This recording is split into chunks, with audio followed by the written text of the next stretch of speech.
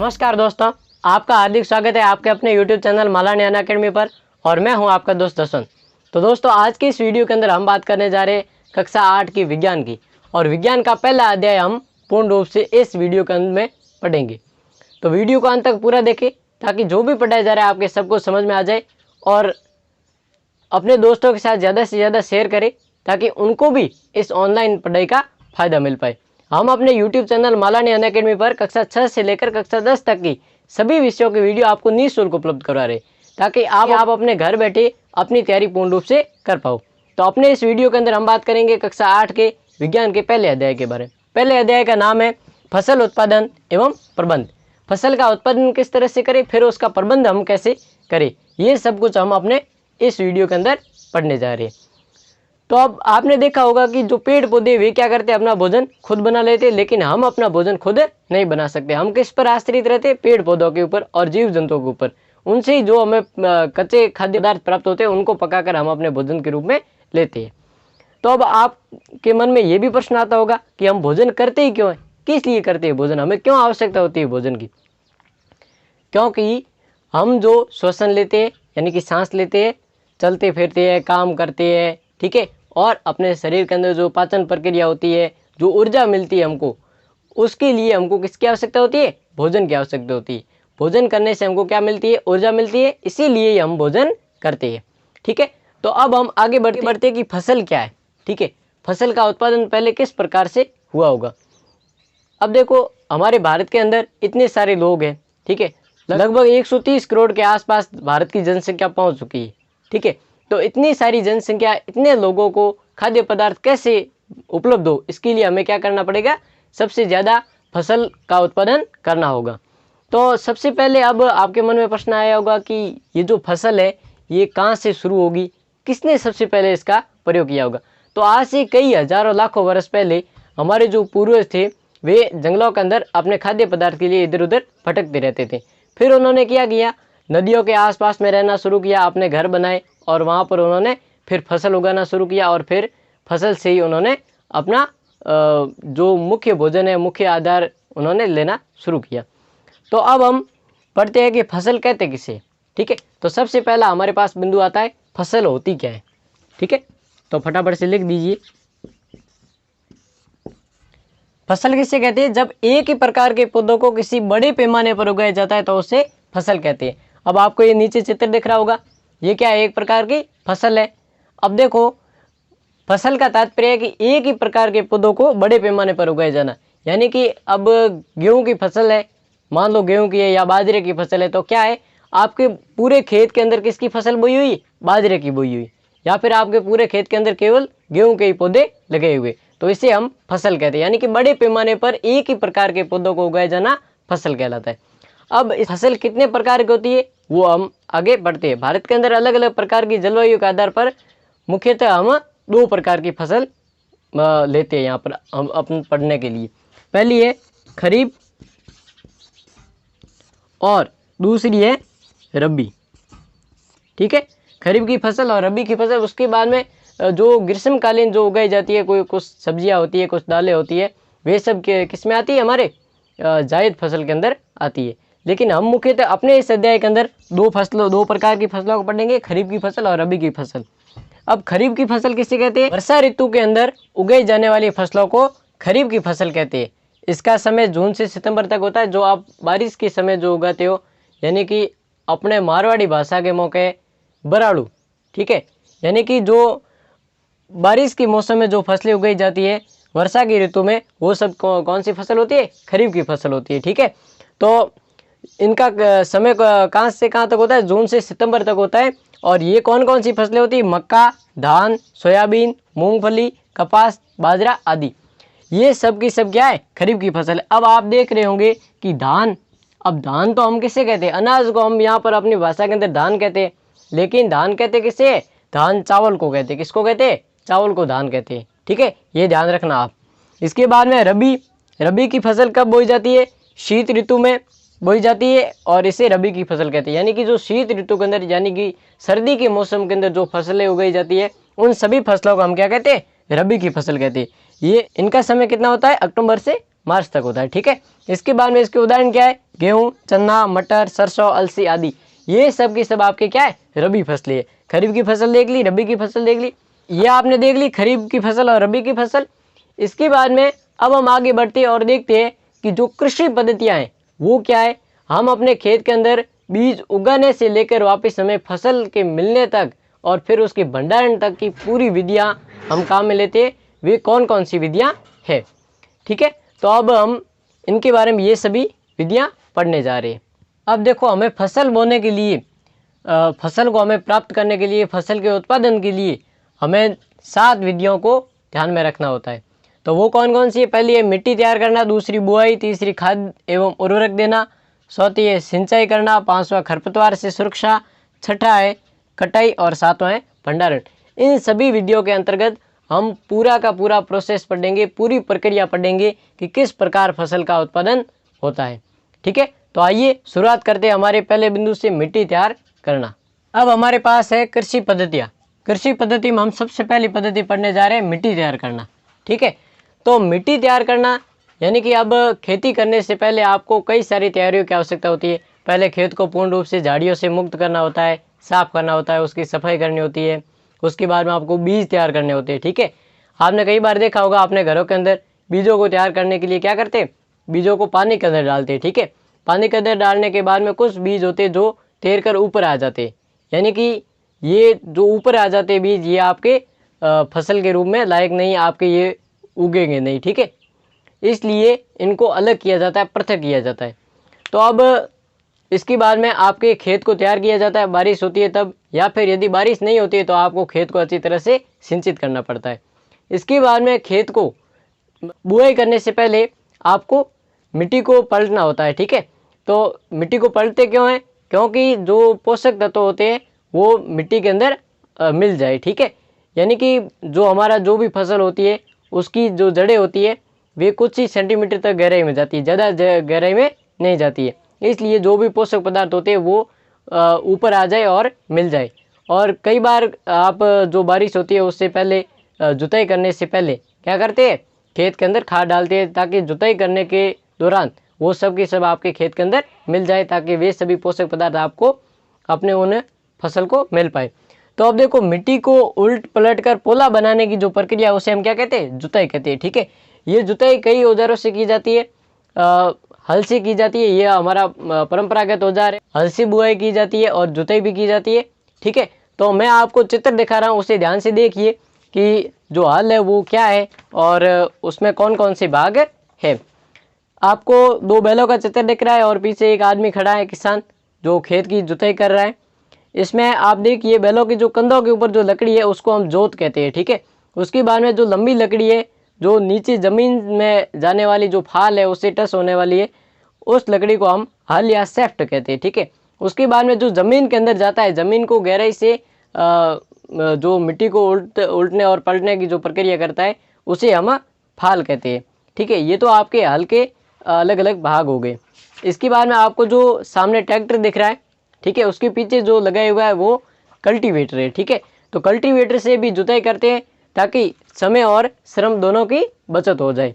इसके बाद में अब हमारे पास हमारा अगला बिंदु आता है कि बुआई कैसे करें। ठीक है, ये तो आपके मिट्टी तैयार करना होगा, आपको समझ में आ गया है कि मिट्टी को तैयार कैसे करते हैं।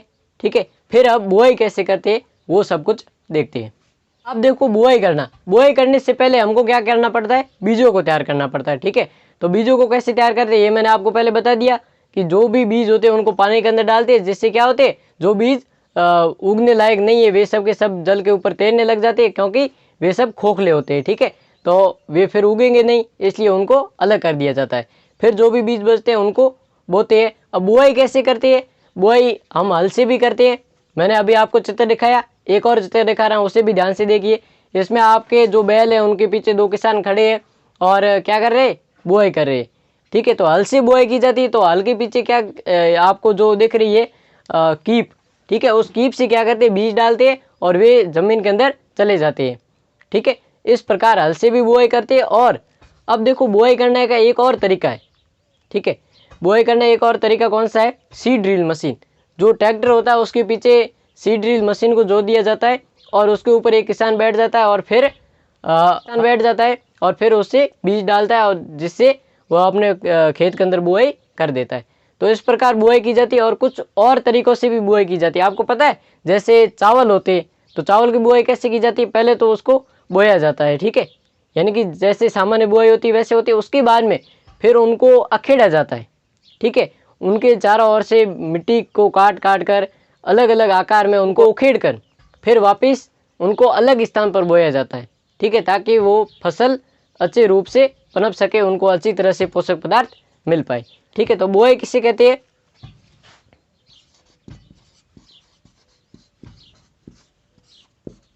बुआई किससे कहते हैं? खेत में बीजों को रोपने की जो प्रक्रिया है उसे हम क्या कहते हैं? बुआई कहते हैं। तो आपके समझ में आ गया होगा कि बुआई क्या है।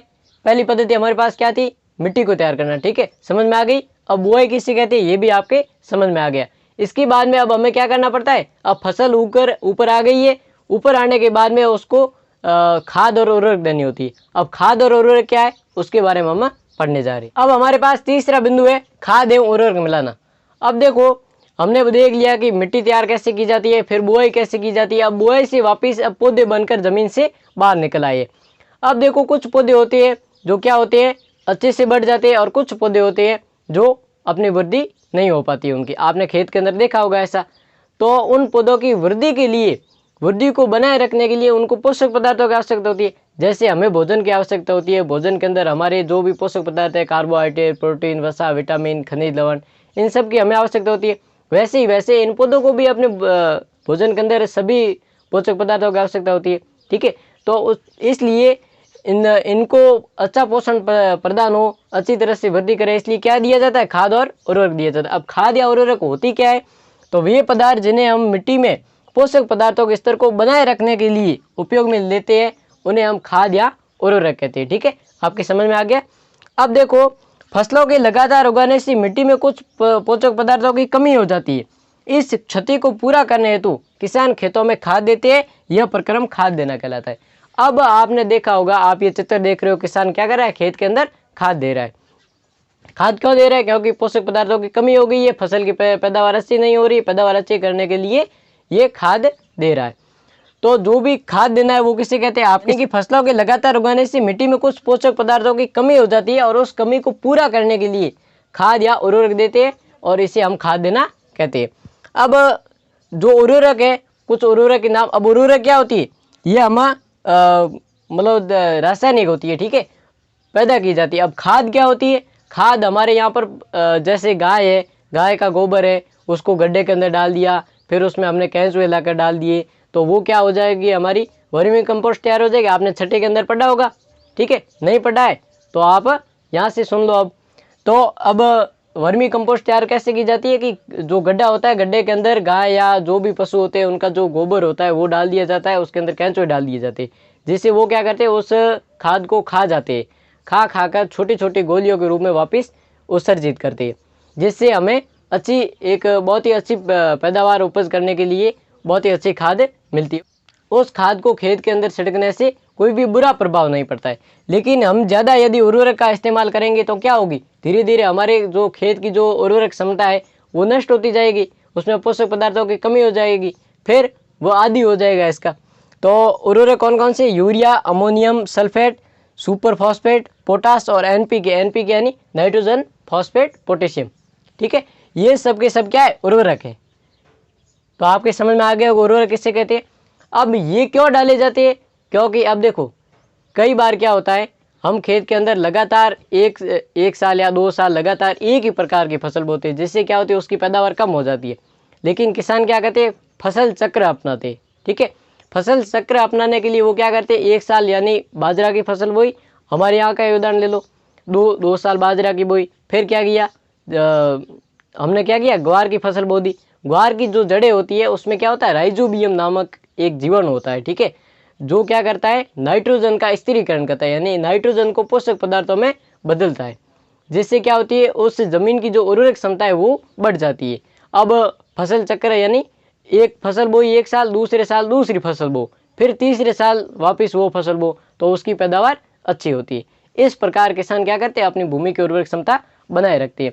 अब आपके सामने एक सारणी दे रहा हूँ, उर्वरक और खाद में अंतर क्या है ध्यान से देखिए, उर्वरक क्या है? उर्वरक एक मानव निर्मित लवण है। और खाद क्या है? खाद एक प्राकृतिक पदार्थ है जो गोबर एवं पौधों के विशेष अवशेष के विघटन से प्राप्त होता है। उर्वरक का उत्पादन फैक्ट्रियों में होता है। खाद खेतों में बनाई जा सकती है। उर्वरक से मिट्टी को ह्यूमस प्राप्त नहीं होती है। खाद से मिट्टी को ह्यूमस प्रचुर मात्रा में प्राप्त होती है। प्रचुर यानी बहुत अधिक मात्रा में प्राप्त होती है। उर्वरक में पादप पोषक जैसे कि नाइट्रोजन, फास्फोरस तथा पोटेशियम प्रचुरता में होती है। खाद में पादप पोषक तुलनात्मक रूप से कम होते हैं। ठीक है, अब देखो, खाद में पादप पोषक तुलनात्मक रूप से कम होते हैं, यानी कि उर्वरक से खाद में थोड़े कम होते हैं।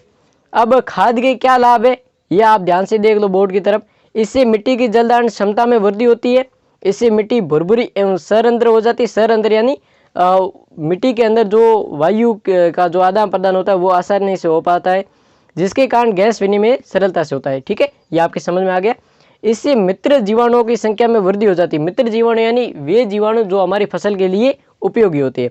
इसके बाद में यदि जैविक खाद से मिट्टी का गठन सुधर जाता है, यानी कि जो खाद है उससे मिट्टी का गठन यानी कि जो मिट्टी की जो उर्वरक क्षमता है वो बढ़ जाती है।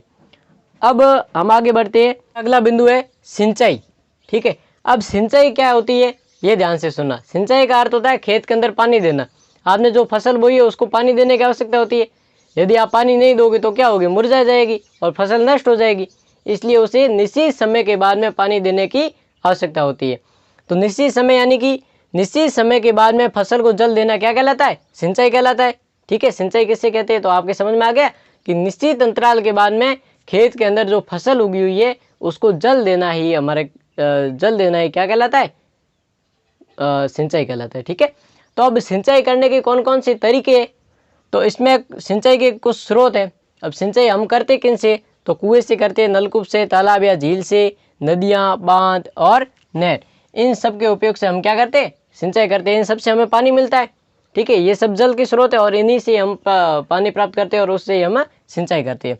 अब सिंचाई के दो तरीके, एक है सिंचाई का पारंपरिक तरीका और एक है आधुनिक तरीका। पारंपरिक यानी पुराने जमाने से ही चलता आ रहा है। ठीक है, जब लाइट की व्यवस्था नहीं थी, जब बिजली की व्यवस्था नहीं थी, तब से। तो इसमें कौन कौन सा? मोट या घिरनी, चैन पंप, ढेकली और रहट, ये सभी क्या है? हमारे पारंपरिक तरीके। आपको चित्र दिख रहा होगा इधर, मोट। ठीक है, इस चित्र को ध्यान से देखिए। मोट किससे कहते हैं?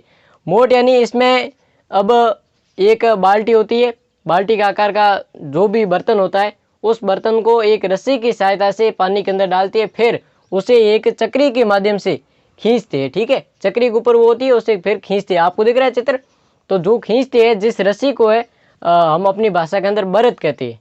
ठीक है, और जो बाल्टी अंदर जाती है उससे पानी लेते हैं। तो ये बहुत ही पुराना तरीका है। हमारे यहाँ पर जो तड़े होते हैं, ठीक है, तड़ों के अंदर से जो पानी निकालने का जो परंपरागत जो तरीका है वो क्या है? वो ये तरीका है। इसे मोट या घिरनी भी कहते हैं। इसके बाद में चैन पंप है। चैन पंप यानी एक चैन चलती है, उसके द्वारा पानी निकलता है। ठीक है, एक बाल्टी होती है जो अंदर जाती है, फिर पानी को लेकर बाहर डालती है, फिर अंदर जाती है, फिर बाहर डालती है। इस प्रकार चैन पंप की तरह गोल गोल चक्री घूमती रहती है और पानी को डालती रहती है। ये भी सिंचाई करने का एक पारंपरिक तरीका है। इसके बाद में आपके सामने आता है ढेकली। ढेकली का तात्पर्य है, आपको चित्र दिख रहा है, ध्यान से देखिए इसे। एक तरफ बाल्टी लगा दी और एक तरफ क्या, पत्थर लटका दिया। ठीक है, अब क्या करेंगे? उस पत्थर वाले हिस्से को ऊपर करेंगे। ठीक है, फिर बाल्टी अंदर जाएगी, पानी से भरेगी, फिर उसको नीचे करेंगे तो बाल्टी अपने आप ऊपर आ जाएगी। ठीक है, तो ये बहुत ही पुराने तरीके हैं हमारे। ठीक है, इसके बाद में आगे रहट। रहट का तात्पर्य आप चित्र देख रहे हो। रहट से तात्पर्य है कि एक गोल चक्री घूम रही है और एक बैल घूम रहा है। ठीक है, बैल गोल गोल घूमेगा तो क्या होगी? वो चक्री गोल गोल घूमेगी, जिससे क्या होगा? पानी अंदर से बाहर आता रहेगा और बाहर गिरता रहेगा। ठीक है, उससे खेत के अंदर पानी चला जाएगा और सिंचाई होगी। अब देखो आधुनिक विधिया कौन सी? आधुनिक विधिया दो है, एक छिड़काव तंत्र है और एक ड्रिप तंत्र है। छिड़काव तंत्र का अर्थ है फुहारा। ठीक है, आपने खेतों के अंदर फुहारे देखे होंगे। ठीक है, जो फुहारे है वो है छिड़काव तंत्र। फुहारों से पानी की काफ़ी बर्बादी होती है, या फिर जिस फसल को ज़्यादा पानी की आवश्यकता होती है उस फसल में हम छिड़काव तंत्र का प्रयोग करते हैं। इसके बाद में ड्रिप तंत्र, आप चित्र देख रहे हो। ड्रिप तंत्र का अर्थ है बूंद बूंद सिंचाई करना। आपके खेत के अंदर आपने बहुत सारे, अब देखो अनार के पौधे किसी के लगाए हुए खेत के अंदर, तो क्या है? अनार की सभी पौधों के पास उसने पाइप बिछा दी और जहाँ पर पौधे का जो पेड़ है उस पेड़ के पास से उस पाइप के अंदर से छेद कर दिया छोटा सा। तो फिर पीछे से पानी शुरू करेंगे तो क्या होगा? उसमें से बूंद बूंद करके उसकी जड़ों तक जाएगा और पानी की बर्बादी नहीं होगी, उस पौधे को ही मिलेगा। तो आपकी ये समझ में आ गया होगा कि सिंचाई कैसे कहते हैं। अब हम हमारे अगले बिंदु की तरफ बढ़ते हैं। अगला बिंदु हमारे पास खरपतवार से सुरक्षा। ठीक है, खरपतवार से कैसे सुरक्षा की जाती है, खरपतवार होती क्या है। आपने कई बार अपने खेत के अंदर देखा होगा, आपने जो फसल बोई है उसके अलावा खेत के अंदर और भी छोटे छोटे पौधे उगाते हैं, तो उन सभी पौधों को हम क्या कहते हैं, खरपतवार कहते हैं। ठीक है, तो खेत में कई बार फसल के साथ अवांछित पौधे उग जाते हैं, उन्हें हम खरपतवार कहते हैं। अवांछित का तात्पर्य जो हमारे किसी काम के नहीं है, ये क्या करते हैं, फसल को नुकसान पहुंचाते हैं, जो भी पोषक पदार्थ होते हैं फसल तक नहीं पहुंचने देते, इसलिए फसल की पैदावार भी कम होती है। अब देखो, इनको हटाने की जो प्रक्रिया है उसको हम क्या कहते हैं, निराई कहते हैं। ठीक है, खरपतवार हटाने की प्रक्रिया को निराई कहते हैं। समझ में आया। अब देखो, रसायनों के उपयोग से खरपतवार नियंत्रण किया जाता है, उन्हें खरपतवार नाशी कहते हैं। जो रसायन हम खरपतवार के नियंत्रण में उपयोग में लेते हैं उन्हें हम क्या कहते हैं, खरपतवार नाशी कहते हैं। एक उदाहरण है आपके पास 2,4-D। ठीक है, ये एक रासायनिक पदार्थ है जो खेत के अंदर छिड़कने से खरपतवार के ऊपर कंट्रोल किया जा सकता है। तो अब देखो, और खरपतवार हटाने के लिए हम कुदाली प्रयोग में लेते हैं। ये आपके सामने चित्र दिया जा रहा है, इसे ध्यान से देखिए। कुदाली का प्रयोग करके भी हम खरपतवार हटा सकते हैं बिना किसी रसायन के प्रयोग से। अब देखो, रसायन का प्रयोग करते वक्त सबको सावधानी रखनी चाहिए। जो भी किसान है वो अपने खेत के अंदर रसायन का प्रयोग कर रहा है तो उसे अपने मुंह को पूरी तरह से ढक लेना चाहिए, अपने हाथों को ढक लेना चाहिए, ताकि उसके जो भी प्रभाव है वो उसके ऊपर ना पड़े। नहीं तो उसके बहुत सारे प्रभाव होते हैं, कभी जी मचलाता है, उल्टी होने लग जाती है, बहुत सारे इसके दुष्प्रभाव भी होते हैं। तो इसलिए खास करके बच्चों को भी ध्यान रखना चाहिए, कभी भी खरपतवार नाशी के पास नहीं जाना चाहिए, जो भी पदार्थ रखा हुआ उसको। ठीक है, तो अब हम, ये तो आपकी समझ में आ गया होगा। फटाफट से लिखते रहिए, जो भी मैं बोर्ड पर लिखवा रहा हूँ ये सब के सब लिखते रहिए अपनी कॉपी के अंदर। ठीक है, तो अब हम अगले बिंदु की तरफ बढ़ते हैं। हमारा अगला बिंदु है कटाई करना। ठीक है, अब तक हम 5 बिंदु पढ़ चुके हैं, अब हमारे पास छठा बिंदु है कटाई। ठीक है, अब फसल हमारी पक चुकी है, अब पकने के बाद में अब हमको क्या करना है, फसल की कटाई करनी है और फसल को काट करके उसके अंदर से अनाज को अलग करना है। ठीक है, तो अब देखते हैं फसल कटाई किसे कहते हैं। फसल के पकने के बाद में उसे काटना कटाई कहलाता है। ठीक है, यानी कि फसल की कटाई किसे कहते हैं, पकने के बाद में फसल को काटना फसल कटाई होती है। फसल काटने के लिए उपयोग में लिए जाने वाले औजार कौन कौन से हैं, ठीक है, वो देखते हैं। तो दराती है, आपके सामने चित्र दिख रहा है, चित्रों को भी अपने दिमाग के अंदर साथ में रखिए। दराती है, हार्वेस्टर है। ठीक है, एक हार्वेस्टर मशीन है, उसका भी उपयोग करते हैं फसल काटने के लिए। थ्रेसिंग है, थ्रेसिंग से हम क्या करते हैं, फसल काटते भी है और काटने के बाद में उस फसल से अनाज को भी अलग किया जाता है। इसके बाद में कॉम्बाइन। कॉम्बाइन एक ऐसी मशीन है जो खेत के अंदर खड़ी फसल को काट करके उसके अंदर से अनाज को अलग कर देती है और जो चारा होता है, जो भूसा होता है, उसको अलग कर देती है। इसके बाद में विनोइंग, ये छोटे किसानों के लिए उपयोग में ली जाने वाली मशीन है, जिसके अंदर आप जो भी फसल डालोगे तो उसमें अनाज और भूसा अलग अलग हो जाता है। तो ये सब आपके चित्र आपकी समझ में आ गई, ये भी आपकी समझ में आ गई किससे कहते हैं, कटाई किससे कहते हैं। कटाई होने के बाद में अब हमारे पास अनाज आ गया है, अब अनाज का भंडारण कैसे किया जाए वो अब देखते हैं। अब देखो हमारा अगला और अंतिम बिंदु, भंडारण। अब भंडारण क्या होता है, भंडारण का तात्पर्य है, तो भंडारण किसे कहते हैं, अनाज को जीव जंतुओं से सुरक्षित रखने के लिए उन्हें बोरों या बड़े अनाज घरों में, बोरों या बड़े अनाज घरों में रखा जाता है, इसे भंडारण कहते हैं। अब देखो, आपने कई बार देखा होगा कि आपके घर के अंदर जो अनाज है उसको भंडारित करने के लिए क्या किया जाता है, बोरों के अंदर भर दिया जाता है, या फिर उसके जीव जंतुओं से बचाने के लिए, जैसे बाजरा है, बाजरे को जीव जंतुओं से बचाने के लिए छोटे छोटे जीव जैसे इल्ली वगैरह है उनसे बचाने के लिए क्या किया जाता है, उस बाजरे के अंदर नीम की पत्तियों को डाल दिया जाता है, जिससे खारापन होगा और दूसरे जंतु नहीं आएंगे उसको खाने के लिए, और उनको बड़ी बड़ी कोठियों के अंदर डाल दिया जाता है। इसके अलावा इन बोरों के अंदर भर के बड़े बड़े अनाज घरों में रखा जाता है, और सरकार के द्वारा बनाए गए साइलो, साइलो क्या होता है, ये आप चित्र देख रहे हो, ये जो बड़े बड़े आपको गोल गोल आकार के देख रहे हैं, इनके अंदर अनाज भरा हुआ है। ठीक है, ये सरकार के द्वारा बनाए जाते हैं, जिसमें अनाज को संग्रहित किया जाता है। तो अब आपके पूर्ण रूप से समझ में आ गया होगा कि मिट्टी को कैसे तैयार करते हैं, फिर बुआई कैसे करते हैं, उसके बाद में उसे खाद या उर्वरक कैसे देते हैं, खाद या उर्वरक में क्या क्या अंतर होते हैं, वो सब कुछ हमने पढ़ लिया। इसके बाद में सिंचाई कैसे करते हैं, ठीक है, सिंचाई के बाद में खरपतवार कैसे निकालते हैं, खरपतवार के बाद में हमने क्या पढ़ा, खरपतवार के बाद में हमने पढ़ा कि उसकी कटाई कैसे करते हैं, ठीक है। कटाई के बाद में भंडारण कैसे करते हैं, ये सब कुछ हमने पढ़ लिया है। आपकी पूरी की पूरी वीडियो को समझ लिया कि फसल का उत्पादन कैसे होता है, उसका प्रबंधन कैसे किया जाता है। तो अब ये पार्ट आपके समाप्त हो गया है। इसके जो भी प्रश्नों के उत्तर है वे सब आपको नीचे डिस्क्रिप्शन के अंदर दिए गए हैं, वहाँ पर जाकर आप PDF फाइल खोलकर उसमें से अपने प्रश्नों को करें और पढ़ें। और जो भी मैंने आपको बोर्ड पर लिखवाया है ये सब कुछ आप अपने हाथों से नोट्स बनाते रहिए। ये आपके, क्योंकि आपकी जो बोर्ड एग्जाम होता है 8वीं का, उसके अंदर पाठों के अंदर से ज़्यादातर प्रश्न आते हैं, पाठों के पीछे वाले प्रश्नों में से कम ही आते हैं, ठीक है। तो इसलिए आप जो भी लिखाया गया है ये सब कुछ लिखें और अच्छी तरह से पढ़े, अपनी पढ़ाई करते रहे, घर पर बैठे रहे, सुरक्षित रहे, ठीक है। तो हमारा पार्ट यहीं समाप्त होता है। मैं ये आशा करता हूँ आपको ये वीडियो पसंद आया होगा। इसे ज़्यादा से ज़्यादा अपने दोस्तों के साथ शेयर करें। अभी तक यदि आपने हमारे चैनल को सब्सक्राइब नहीं किया है तो नीचे दिखने वाले लाल बटन को दबाकर सब्सक्राइब कर ले और पास में बेल आइकन को दबाकर उसमें ऑल वाला ऑप्शन सेलेक्ट कर ले, ताकि आपको हमारी आने वाली हर वीडियो की नोटिफिकेशन मिलती रहे और आप अपनी तैयारी समय पर करते रहो। तो आपको पता ही होगा कि हम अपने इस YouTube चैनल पर कक्षा 6 से कक्षा 10 तक की सभी विषयों की वीडियो आपको निःशुल्क उपलब्ध करवा रहे, उसी के साथ राजस्थान सामान्य ज्ञान भी करवा रहे हैं, ताकि आपकी अभी से तैयारी मजबूत हो और आप आगे आने वाले एग्जामों के अंदर अच्छे अंकों से आप आगे बढ़ो और अपनी सफलता को प्राप्त करो। तो मैं मिलता हूँ मेरे नेक्स्ट वीडियो में, तब तक के लिए जय हिंद, वंदे मातरम।